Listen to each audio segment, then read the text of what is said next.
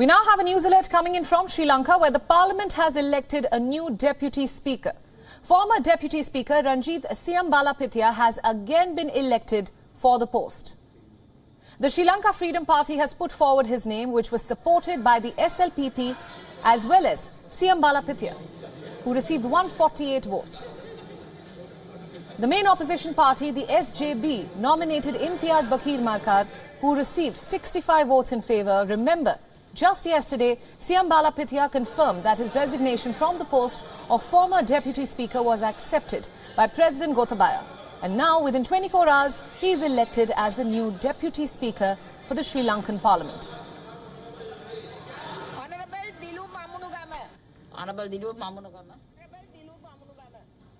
Now, for more clarity on what this news development means for the people of Sri Lanka and the ongoing political turmoil, joining us now is Dasuni Athaura from Colombo. Dasuni, thanks so much for joining us. My first question to you, what does the SLFP candidate backed by the ruling party SLPP win say, especially the number margin by which the ruling party candidate won?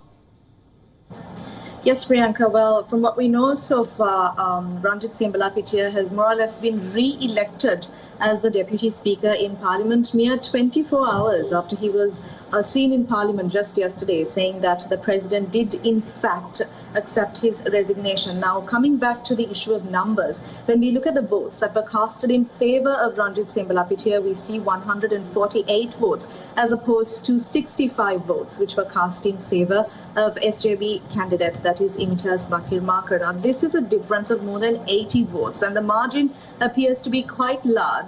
So we can only assume to say that the power between the government right now and the power at the House right now in Parliament pretty much is still secured by the SLFP joined together with the Sri Lanka Podujana Peramuna. Right. Dasuni, moving aside from the number game, let's talk about what this means for the Rajapaksa government. Has Mahinda Rajapaksa essentially warded off the challenge, or is there more to come his way?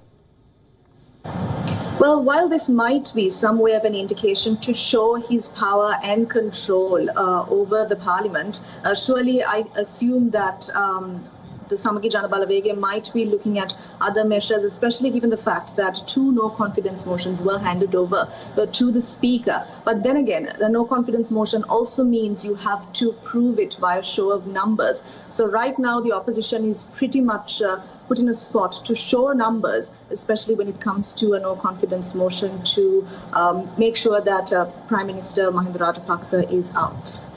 Right, Dasuni, thanks so much for summing that up for our viewers. Thanks for joining us on WION at this hour.